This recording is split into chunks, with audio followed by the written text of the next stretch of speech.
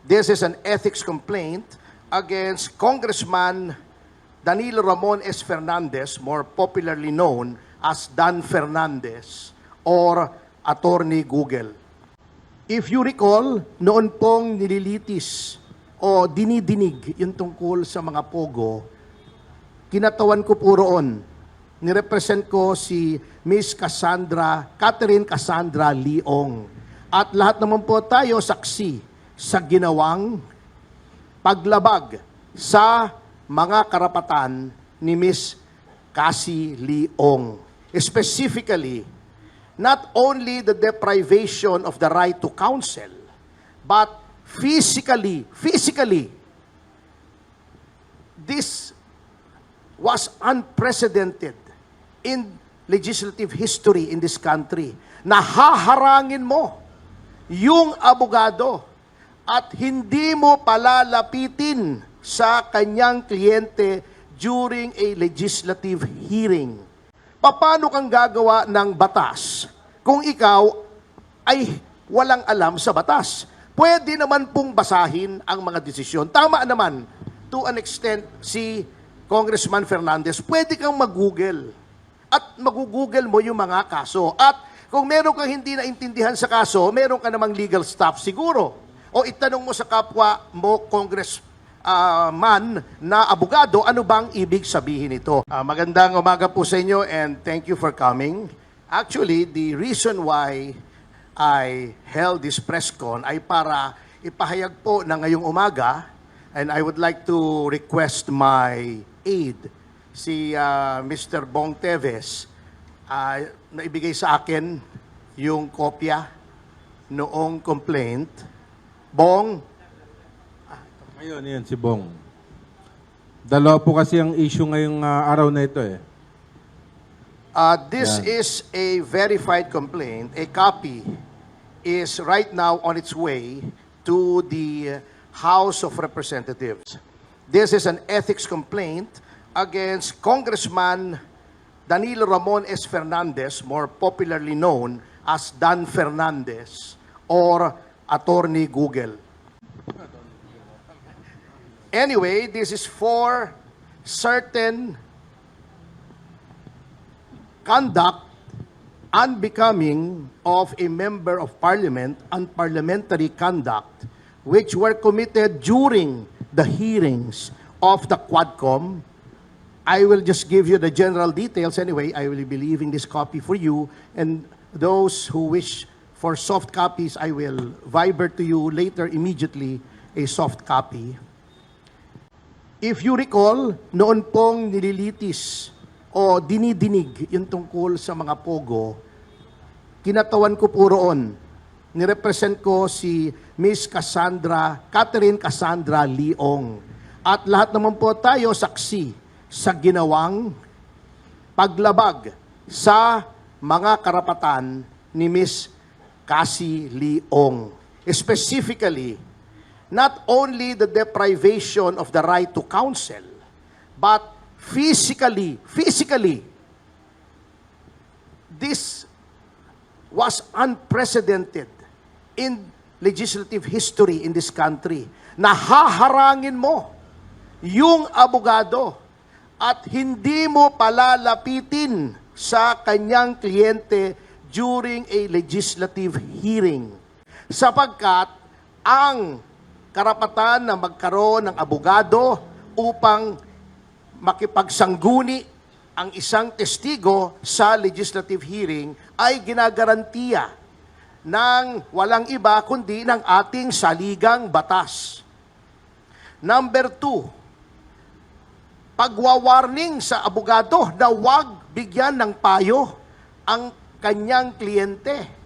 Saang planeta po acceptable ang ganoong behavior? Nasasabihin mo, Attorney Topacio, do not approach your clients, otherwise you will be cited in contempt. How is that even possible? Number 3, yung hindi po pagbigay ng right to remain silent and the right against self-incrimination sa isang testigo. At si Congressman Fernandez, bagamat hindi abogado, hindi ko naman sinasabing kapag hindi ka abogado ay hindi mo na alam ang batas. Ngunit, sinasabi na nga po sa kanila, or dapat, a person who is in the legislature should be charged with knowledge of the law. Because, number one, they are lawmakers. Paano kang gagawa ng batas kung ikaw ay walang alam sa batas? Pwede naman pong basahin ang mga desisyon. Tama naman, to an extent, si Congressman Fernandez, pwede kang mag-google. At mag-google mo yung mga kaso. At kung meron kang hindi naintindihan sa kaso, meron ka namang legal staff siguro. O itanong mo sa kapwa mo, congressman na abogado, ano bang ibig sabihin nito? At pinoint out na nga po sa kanila na sa napakaraming kaso, the right to remain silent and the right against self-incrimination may be invoked not only in criminal proceedings, but in all proceedings, civil, administrative, legislative. At pinakita na nga po sa kanila ang batas. Pinoint out na nga po sa kanila yung batas. Bakit ayaw pa nilang sundin? That is also against the oath that they have taken when they took their oath of office to defend and protect the Constitution and the laws of the Republic of the Philippines and pronouncements of the Supreme Court, according to our civil code, are part of the law of the land. So yan po ang isang violation, ano?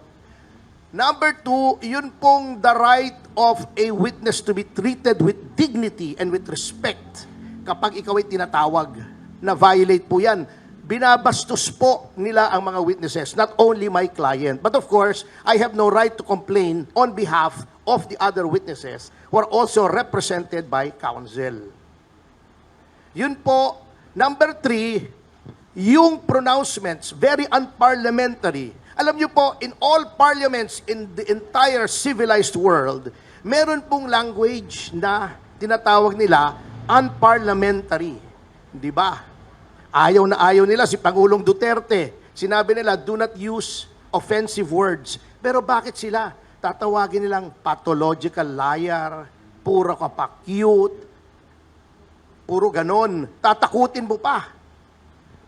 Misleading the witness, sasabihin pa, tignan mo itong mga napatay, di umano dahil daw ng pogo. Tignan mo yan, we will grant you immunity if you testify against them. That is misleading. The legislature cannot grant immunity. It is only the prosecution in certain cases and the prosecution with the consent of the court in other cases that may grant immunity by way of making a witness, a state witness. It is not for the legislature to grant immunity. They can only grant transactional immunity, which I can explain later on, but they cannot grant complete immunity. So, pagsama-samahin nyo yan, ayaw nilang pakausap sa abogado bago tatakutin nila para magsalita against her right to self-incrimination and against the right to remain silent. Pagkatapos, igagrant mo na, papangakuan mo ng immunity na wala ka namang kapangyarihang ibigay. All of these are unparliamentary conduct. And nakalagay po, may rules of conduct, hindi lamang ang miyembro ng mababang kapulungan, kundi ang mga public officials on how they conduct themselves. And it is my respectful contention that Congressman Fernandez has violated these norms of conduct. Ngayon, bakit sa Ethics Committee? Kasi may nakalagay po sa ating konstitusyon na yung mga ginagawa po ng isang miyembro ng lehislatura, they can only be made liable therefore in no other place than the legislature. That's why may Committee on Ethics. They are supposed to police themselves. Now huli na po, bago tayo pumunta rito, and I feel this is also of equal importance in this case. Sasabihin nila, walang mangyayari dyan sa complaint mo kasi sila din yan eh. Si Congressman Espares ang head ng Committee on Ethics. Pagtatakpan lang nila yung sarili nila. Well, unang-una, I would like to give our lawmakers, at least the majority, the benefit of the doubt. Although I doubt the benefit. Ngunit, by doing this, I want to prove two things. Number one should not sit idly by while the rights of persons are being trampled upon by the legislature. Dapat may magreklamo rito. Otherwise, gagawin at gagawin nilang palagi yan sa lahat ng witnesses. Notwithstanding the caveat of the Supreme Court in Ong versus Senate Blue Ribbon Committee, which by the way, I argued before the Supreme Court, which says that all witnesses must be given due process. Bina-violate na po nila yan. Number two, by filing this, I want to hold a mirror up to our honorable congressmen. Tignan nga po natin, tignan nyo ang sarili nyo, kung anong ginawa nyo sa mababang kapulungan, which is supposed to be an august body, which is supposed to be populated by honorable men and women, kaya nga honorable ang tawag sa inyo eh. Are you really honorable? Are you really august? Kaya nyo bang ipulis ang inyong ranks? Do you still have any shred of decency left in your bodies para makita na mali ang ginagawa ng isang miyembro ninyo at disiplinahin ninyo? Because by no stretch of the imagination is such conduct exhibited by Congressman Fernandez allowable or should be countenanced or tolerated by anyone. So yan lang po. Kailangang may gumawa nito, otherwise nakikita nyo naman, nag-resume na naman ang Quadcom. Tignan nyo kung paano nila tinatrato si Colonel Grijaldo.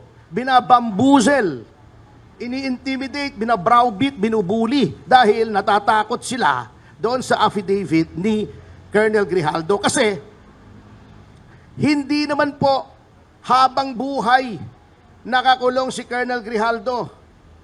Pagka nag-adjourn ang 19th Congress, automatically po lifted na yung detention order ni Colonel Grijaldo. At I'm pretty sure magdedemanda yan. At nakita nyo na po sa social media na totoo sinasabi niya. Kinausap talaga niya, may CCTV kung saan pumasok si Abante, si Paduano, si Fernandez at yung abogado ni Colonel Garma. So at least that fact cannot be denied. So yun lang man po to. Now, with the kind permission of Katesi, eto naman po, ato biglaan lamang. You know, I've known Mrs. Teresita Angsi for a long time. Pareho kaming victims advocate. 1990s pa po, nandun ako sa Volunteers Against Crime and Corruption. Kayo, tita, di ba may isang grupo rin kayo? Ano ba yung grupo ninyo? Yung Movement for Restoration of Peace and Order. yun, Movement for Restoration of Peace and Order. Then I'm also the national chairman of the Citizens Crime Watch. We're also an anti-crime watch group. Alam niyo po, nung nababasa ko pa lang ito, hindi pa siya lumalapit sa akin. Nagulat na ako rito sa sinasabing Chinese spy. Alam niyo po, I will make no judgment. Sayaan kong may investigasyon dito. Pero, what really offends my sense of justice and decency? Padala yata ni Martin yun, What really offends my sense of justice and decency is that ni wala pang ang paglilitis, kahuhuli lamang, ni wala pang ang preliminary investigation on. Binansagan ng Chinese spy. Bakit ganon? What happened to due process? What happened to the presumption of innocence?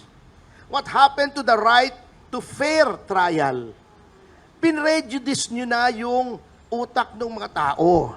Yan po ang hindi ko maintindihan. Why are certain sectors of government fostering xenophobia? Bakit? Kaaway natin ng China, may pinagtatalunan na teritoryo. Okay, fine. And I would be the last person to say na hindi dapat nating i-claim yung what is rightfully ours. Ngunit, this is not the way to do it. Tarring and feathering every Chinese national who goes to the Philippines is not the way to do it. Kita nyo yung Vietnam, may territorial dispute din sila. Nagbarilan pa nga yun noong 1970s. Remember, kung yung mga mahilig sa history. Yung 1970s, noong wala pang North Vietnam, yung North Vietnam, South Vietnam pa, hindi pa unified. At ang South Vietnam ay ally ng Amerika. Nagbarilan na yung Navy ng China and Vietnam. At ito, and as an aside, at that time, the 7th Fleet was stationed off South Vietnam. Humingi ng tulong ang South Vietnamese Navy kasi nadadaig sila ng Chinese Navy. Hindi naman tumugon ang 7th Fleet. That is how reliable the Americans are as allies. Fact yan. I-google nyo. GMD, Google mo dan. I-google nyo yung battle na yan. Totoo po yan. Hindi ako nag-iimbento. Anyway, we can forcefully and assertively claim under international law our rights without making an enemy, a total enemy out of a nation or its people. Bakit ganon? Nahuli lang may equipment. Nagtanong din po ako OCW lang yun overseas trade. Nagtanong din ako kung ano yung mga equipment na yun. That is road surveying equipment para sa autonomous or self-driving cars. Ngayon sinasabi nilang very accurate yon, up to the last centimeter. Siyempre, self-driving car pag hindi accurate yun, di nabunggo yun. Ibig sabihin, maaaring nag-i-spy siya. Maaari rin namang hindi. Ngunit, imbestigahan nyo muna, tingnan nyo muna, bago kayo magsalita, uy, may Chinese spy dito. The Chinese are spying on us. Talagang kinakalaban tayo ng China. And then, bakit? Bakit kahit consular officials hindi makadalaw? Tama yung sinabi ni Tito Tessie. Kung yan ay spy, ang usual diplomatic approach is deniability. Di ba? Di ba? Parang Mission Impossible. Pag kayo na-discover, hindi namin kayo kilala. Kasi spying on a neighboring country with which you have diplomatic relations is a no-no in international law. Bakit pupunta yung consular officials then? Hindi mo papapasukin. That is anathema to our Constitution sa Bill of Rights na sinasabing torture, violence, incommunicado are prohibited. At wag nilang sasabihin Chinese yan.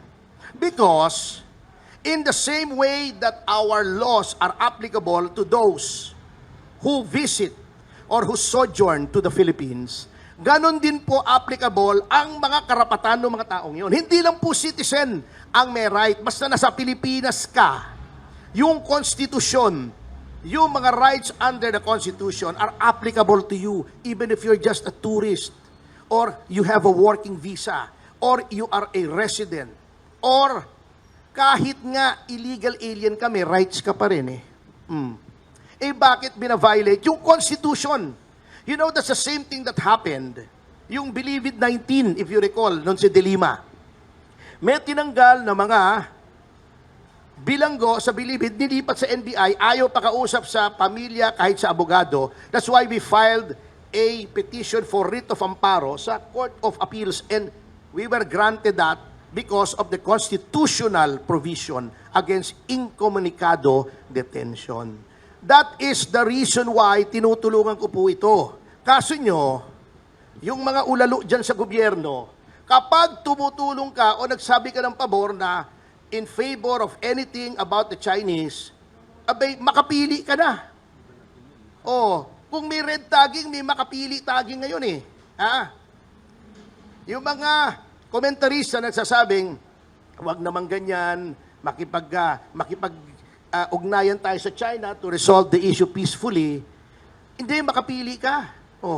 Di ba? Yan ang common na sinasabi niyang si Tariela Makapili na makapili.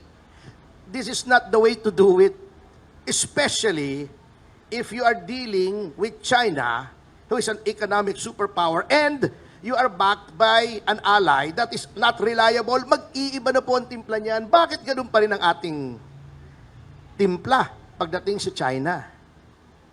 All of this, bakit? Gagirahin ba natin ng China? Does anyone want war? Yung mga iba makapagsalita dyan, akala mo ganun lang ang gera, parang video game, hindi po ganun.